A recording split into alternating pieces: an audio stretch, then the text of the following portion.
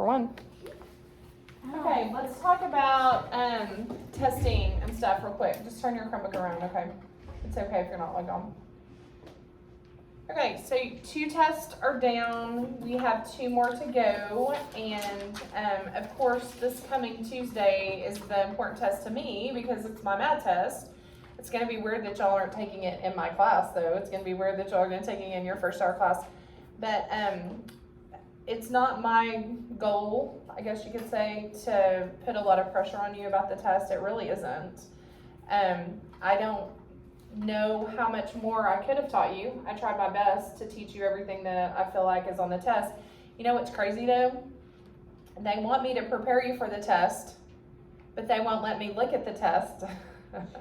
So how am I supposed to prepare you for something that I can't even look at? It's kind of weird, isn't it? It's kind of like setting us all up for, failure.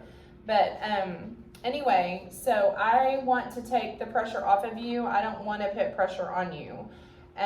The testing is long and it's kind of boring, and I understand that you want to do well on it, and that makes me proud that you want to do well because I want you to make me look good and I want to make you look good. But I mainly just don't want you to go in there and just start pushing buttons. Okay, I want you to really legitimately try to work it out. I remember one year I gave the test to my first hour class, and I went around and gathered up the scrap paper, like we have to take up your scrap paper like we've been having to do the last couple of days. And there was a girl that, kid you not, did not write anything on her scrap paper for my math test.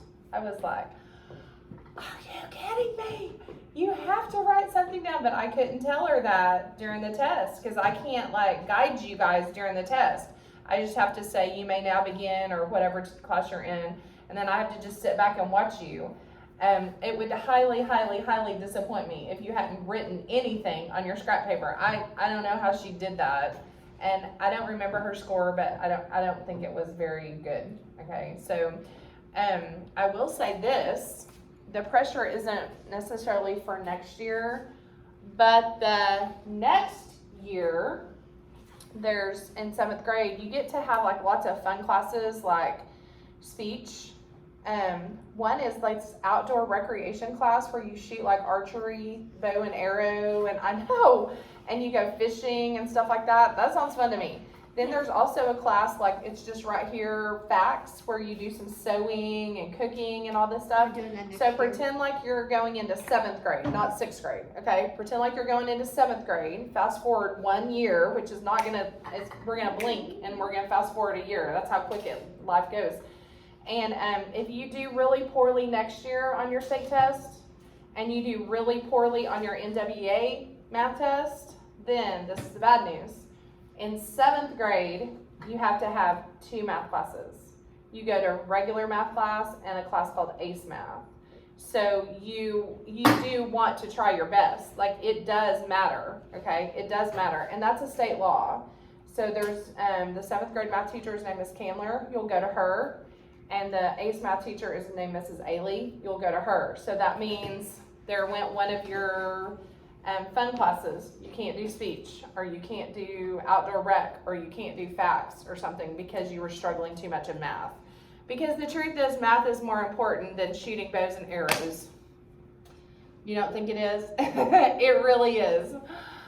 Because just yesterday I was on Amazon ordering my son's balloons for his graduation party. I have a senior son, and I was adding up how much I was spending, and spending includes decimals, and I was lining my decimals up and bringing my decimal down, and that had to do with Amazon and balloons. See, it's every day of your life you have to have math.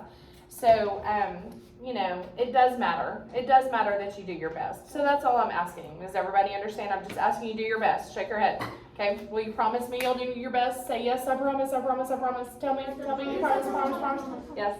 A couple years ago, we were able to shoot bow and arrows at one of my Girl Scout things. It was really fun. I know how to do it already. So You do? Okay, let's review a little bit. Okay, just sit up straight and let's just review. Okay, let's start over here with some of the things that we've already finished. Okay, let's start with triangles. There's 3 kinds of triangles. One kind, all three sides are exactly the same. What do we call that? When all three sides are exactly the same. Equilateral, okay? And if you have to pick your Chromebook up and turn it around to see if all the sides look the same, that would make me super duper happy.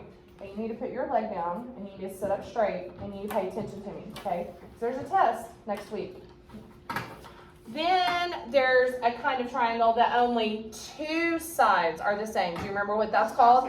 Isosceles. Yeah, only two sides are the same. So it usually looks kind of like a Christmas tree, you know, where these sides are the same and this one down here is shorter. But sometimes the bottom one's the longer side. Sometimes. And you got to pick that Chromebook up and you got to turn it around. Then the third kind, nothing's the same. And do you remember what we call that? Scaling. Scaling. Nothing is the same on that kind of triangle. Then let's talk about angles, okay? If the angle is a perfect L, what do we call that? A right triangle, or right angle, excuse me, and that's worth 90 degrees. And the angle might be going this way, it might be going this way, it might be going this way, it might be going this way. Sometimes they even put a little square in the corner to prove to you that it's a right angle. But what if it's less than 90? What do we call that? Acute angle. But what if it's bigger than 90 degrees? What do we call that? Obtuse. And how do we measure angles? There's a tool. What do we measure it with? Protractor. Protractor. And the protractor has to line up on the vertex. And let's talk about the vertex. Remember, the vertex is the elbow of the angle. So the vertex would have to line up. Like if this is the angle, it would have to line up right there. It has to. And if it's off a little bit, it won't measure it correctly. Put your hand down and just listen. Okay, and here's the protractor. It's going up like this. And if this line doesn't go all the way up here, then take your piece of paper and line it up where it does go all the way up there. Do you remember us doing that? That really does help. And remember on the protractor, these numbers going on top are like a speedometer. You're getting faster, faster, faster, faster, faster, faster, faster. But the numbers on the inside, do you remember what's different about them? They go backwards, don't they? They go backwards. So let's say that this was 40, 50, 60, which it's not. I better erase that. Hold on, I can't fix this better. It would be bigger than that. Because right here is 90, so that can't be 60. So this would be more like 70, 80, something like that, okay? And the numbers on the inside, this would be 90 here too, but this is, over here's 80, over here's 70. Remember, they're going backwards. And right here would be 100, and right here would be 110, okay? Now, the first thing that you're gonna do is you're gonna look at your angle and go, oh, well that's an obtuse angle. So that's going to be what? Bigger than 90. So it could never be this number. It could never be that number. I'm going to mark that out. Because what would 70 be? What kind of angle would 70 be? Acute little angle. So it has to be close to 110. But here's the thing. Don't forget, this is going backwards. So it hasn't made it to 110 yet. A lot of people think it's past 110. That's not true because the numbers on the inside are going backwards. It hasn't quite made it there. So what do y'all want to call that? About 107 or 8? There's not these little bitty lines there, so it's kind of hard for us to tell. But on the real protractor, you can tell. Okay, so that's super duper important, is that you remember the numbers on the inside are going backwards. What do you know about perimeter? That's like the fence around my backyard that I'm wanting to keep my dog in. What am I going to do? What am I going to do? You times it. I do not times anything. You add. I add every bit of it. Now here's the crazy thing. I doubt the yard that they're going to give you a picture of is going to look perfect like this. I really doubt it. I bet the yard that they're going to show you a picture of is going to look crazy like this, okay? And they're going to give you a number here, a number here, a number here, a number here, a number here, a number here, a number here. And what do you think you're going to have to do to every one of those? Add them all up. I guarantee you it's not going to look that crazy, but it's not going to be a perfect square, I bet. And you know what else I bet? I guarantee you they're gonna add some decimals to that. So what if you do add decimals? How do you add decimal? You line them up first, don't you? And then what do you do in your answer? You bring the decimal straight down, don't you? Yeah, I guarantee you they're gonna have you adding some decimals.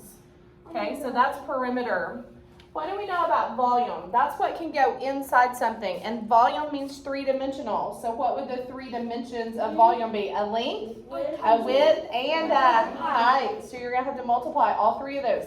And don't forget, I was thinking of volume a while ago you were, yeah, when I said time. when you said perimeter, yeah. Don't forget your answer is gonna have to be in cubed, or cubed, or cubed. Now let's pretend like the answer is 144. Let me show you how they're gonna trick you. Let's pretend like I multiplied all these out and I got 144. Watch what they're gonna do.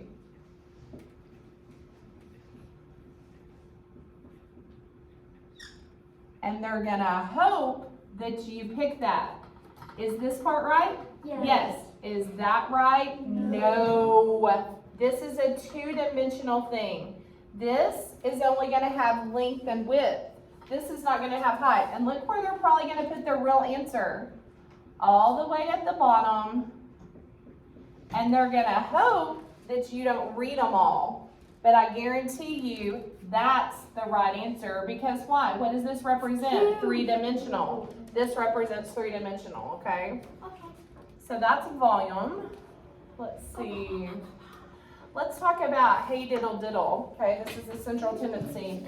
Kiara and I were working on this yesterday. Hey diddle diddle. The median's the middle. Now let's just stop right there. Before you can start going, ha, ha, ha, ha, ha, you gotta do something first. What you gotta do? You gotta put them in order from least to greatest first. Sandra, are you listening? You gotta put them in order from least to greatest. And you're gonna hope that you have an odd number. Because if you have a ha, ha, ha, ha, ha, you'll just have one in the middle. But you might end up with ha, ha, ha, ha, ha, two in the middle. And what if you have two in the middle? Do you remember what you have to do? You add those two and divide by two. Okay, you have to just add those in the middle and you divide it by two. So hey diddle diddle, the median's the middle. You add and divide for the mean. That means you add everything you have, and if there's 10 scores, 10 numbers, then you divide by 10. If there's 11 scores, you divide by 11. However many you have to divide by, okay? And the mode is the one who appears the most. It's the one that repeats. And the range is the difference, meaning what? What does difference mean? Subtract between what? The biggest and the smallest. Okay, I think you got that figured out.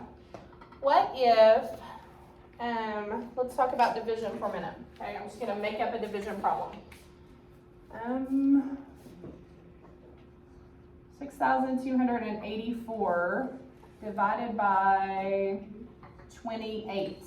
Okay, I don't know my 28s. You don't know your 28s, but I can cheat a little bit and pretend like that's close to 30. Okay, so if I'm a 28, can I cram my foot into a 6? Then you better not put your answer there. If I'm a 28, can I cram into a 62? Yeah. So now I'm going to think about 30s, okay? So 130 would be 30. What would two 30s be? 60. Is that getting pretty close? Yeah. So I'm going to go with 2. Then I would come over here and I would say 28 times 2 and see what my answer is. 2 times 8 is 16, carry 1. 2 times 2 is 4 plus 1 is 5. What did I need? 60. What did I get? 56. Now you have a decision to make. You have to decide if, is that close enough? Or maybe I should just try and go bigger. 3 times 8 is 24, carry a 2. 3 times 2 is 6 plus 2 is 8. What happened with that answer? I realized it was too big, but that's actually being a good math student, is going ahead and trying one more time. This is being a good math student. So I proved to myself that the answer is 2, and look where I put my 2, right there. And what was 28 times 2? 56, so that's why I wrote that there. Now I'm going to have to borrow. 12 minus 6 is 6. Now what am I going to do? Bring this down. This actually helped me again, because I need 68. That's too much, so I'm going to go with 2 again. And I'm going to put the 2 right here, and that was worth 56. Then I'm gonna get a remainder of 12, well, not just 2, but 12. Then I gotta bring this 4 down. 28 times something that's close to 124, but I'm gonna count my 30s. 30 times 1 was 30, 30 times 2 is 60. Now think about it. 30 times 3, that's just 3 times 3 with a 0. What's that? 90. You think I get closer? Yeah. Let's go one more. 30 times 4, that would be 3 times 4 with a 0. 120. Ooh, that's pretty close, isn't it? So I think I'm gonna go with 4. I'm gonna try it. 28 times 4. 8 times 4 is 32. That's 8, 9, 10, 11. And what did I need? 124. What did I get? 112. Now we really have a decision to make. Do I think that's big enough? Or do you think I should try one more? Maybe. Let's just try. That's 40. That's 10 and 4 is 14. What did I need? What I get? 140. That's too big, isn't it? So I'm going to have to go with 4.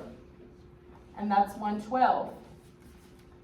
Now I'm going to subtract and I'm going to get a remainder of 12. Now I have a decision to make. Do I write my remainder like this? Maybe. How would I know? When I look at A, B, C, and D, and if I see this, then I write it like that. But if I look at A, B, C, and D and I see a fraction, then I'm going to take this 12 and I'm going to write it here over this 28. But what if I look at A, B, C, and D and that's not up there? Why would that not be up there? I probably have to reduce my fraction. Aren't both of those even? Yes. Yeah. You know what? 4 will go into both of these. How many times will 4 go into 12? 3. How many times will 4 go into 28? 7. The real answer is 224 and 3/7. But what if even a fraction's not down there? And it's actually a decimal. Watch what I do. I extend that hood on out. I put a decimal and a 0 here. Shake your head. I take that decimal and I bring it up and I bring that 0 straight down. And then I keep it going. And I shouldn't have erased those because now I don't have my answers. But you keep going, and if I still get a remainder, I add another 0. And I keep adding zeros until it goes in there evenly, okay? Oh, dang. I know. That's evil. Well, that's why it shocked me that that girl didn't use any scrap paper, because you have to use scrap paper. Yes. Let's talk about surface area, okay? Surface area is when I'm wrapping that present, and I gotta figure out how much, say this word, surface it's covering, okay? So remember, this is what I'm gonna do. I'm gonna draw a 3D figure on my paper. I'm gonna have a length, a width, and a height. Then I'm gonna start with the top. What happens when I multiply the length and the width of the top? It's gonna be the exact same thing as what? The bottom. The bottom. So when you get your answer up here, what are you gonna have to really do to find the top and the bottom? Multiply it times what? 2. So, Yeah, I'm gonna find the top and then I'm gonna multiply it times 2. Then where am I going? What does the L and the R stand for? left and right. Left and right. So here's the length and here's the width of the left side. Then when I find the left side, I'm gonna have to multiply it times 2 to get the right side. Then I'm gonna go to the front and the back. Then what happens when I have 3 numbers over here? You add You add them all up, and that's your surface area, I okay? did this, so you have to do height times width, then height times length, then length. Well, times it's width. really all length times width because they're 2-dimensional. Okay, let's talk about 3D figures. What if the 3D figure, all sides are squares? What do we call that? A cube. A cube. Or sometimes they call that a square prism. Yeah. Sometimes they do. What if all sides are rectangles? What do we call that? Rectangular prism. What if the ends are triangles and it's 3D? What do we call that? Triangular prism. What if the top's a circle and the bottom's a circle and it's tall? What do we call that? A cylinder. What do we call a pyramid that the bottom is a triangle? Triangular. Triangular pyramid. But what else can a pyramid have on the bottom? Square. A square, and we call that a square pyramid, okay? Let's talk about the vertexes of those. Vertexes are the elbows, so it's gonna be everywhere there's a point, okay? The points, the elbows are the vertexes, so sometimes it's gonna show you like a cube, and you're gonna have to figure out where every elbow there is. What's an edge? It's where the face and the face meet along the edge. It's the long, straight lines are the edges. So it's 180 degrees. No, we're not talking about measuring angles. We're talking about the edges. I know that. Well, don't say 180 degrees. Oh, you mean the straight lines? Yes. Okay, I see what you're saying. Vertex. Vertex, vertex, vertex, vertex, vertex, vertex, vertex. What's this whole thing right here? Face. Face, face, face, face, face. What did we call this? Face, face.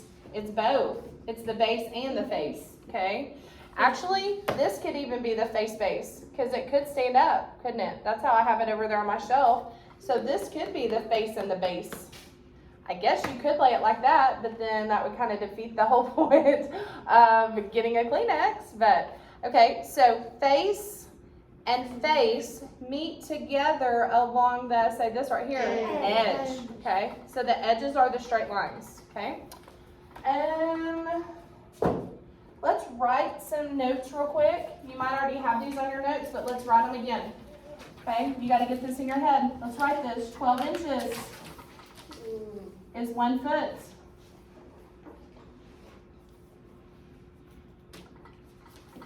"36 inches is 1 yard.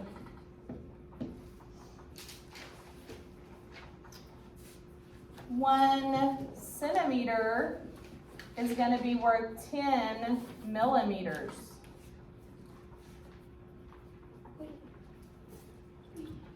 "1 meter is going to be worth 100 centimeters.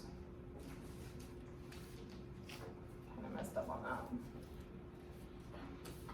"1 meter is going to be worth 1,000 millimeters. Okay, look at that. Take a picture. Look, look, look, look, look. Don't forget that. Take a picture in your head. Wasn't 3 feet with 1 yard? Yeah, 3 feet is 1 yard. You want to add that?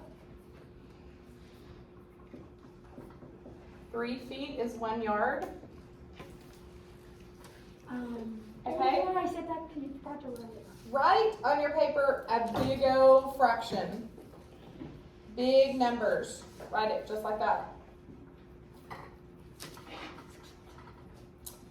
Now, if we just had the number 6, which we don't, but if we just had the number 6, what would we call just the plain 06? What kind of number? A whole number.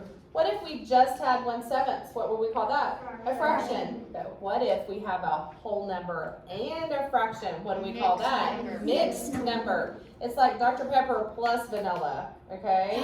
Or vanilla ice cream with hot chocolate on top, okay? It's a mix, okay?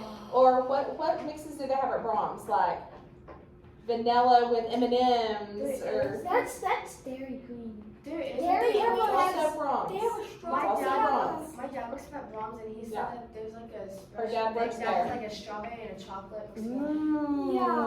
love it. I What you're got talking that about is a before. blizzard. Okay, I got that. so let's put in parentheses mixed number right there.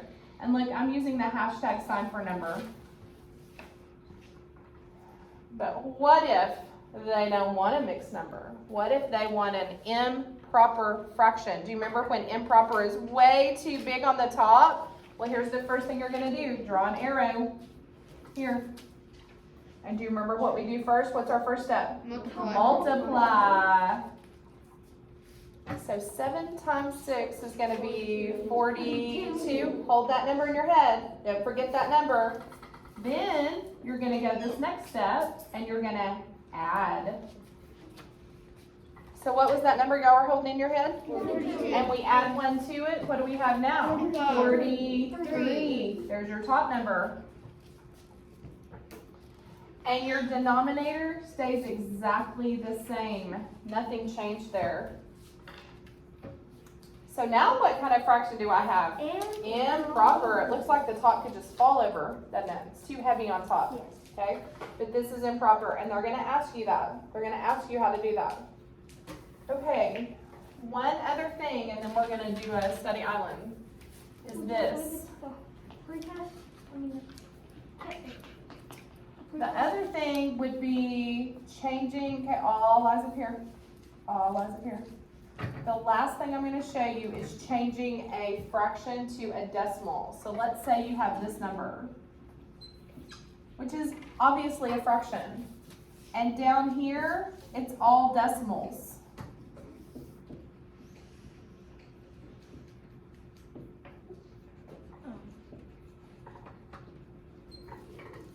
And so you've got to change this to a decimal. Okay, watch. Here's what you're going to do.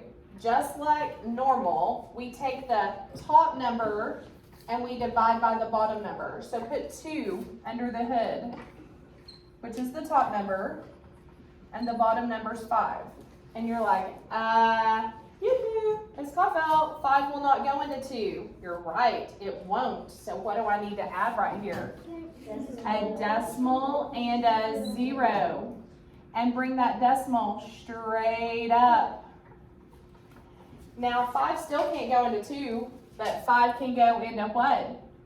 20. How many times can 5 go into 20? 4. Not just 4, give me more. 4 times evenly. So what's my answer down here? Letter B, 0.4. Now what in the world did I do to that? Okay, let me see your eyes again. I took this top number, which is 2, and I put it under the hood. And I put the bottom number, which is 5, outside of the hood. And I came to like I can't do this. And then I remembered, oh yes I can, if I put a decimal and a 0, okay? That's important. Oh, one more thing. Let's go back to this. What if you started with this improper and they wanted you to write a mixed? What would I do? I would divide the, what? 43 divided by 7. How many times can 7 go into 43? 6. What is 6 times 7? 42. What's my remainder going to be? 1. What do I do with that? Write it like a fraction. Look what just happened. I came back to my very beginning. Okay? It's always dividing the top number by the bottom number. It's always. And sometimes they want the remainder like a fraction. Sometimes they want the remainder like a, what is this? Decimal. Okay? Now, real quick. Let's see. Okay, I'm going to be really, really honest with you. I have kids in all classes that are already to the post-test. All classes are already to the post-test. I'm not just talking honors class. I'm talking all classes. Kids are all the way. That means they've done every objective. Some kids in here are within about 5 of the post-test, which is great. Some kids in here still don't even have this list done, which is not great. Okay, not great at all. So we've got to catch up, okay? So pick an objective and let me help you. Go.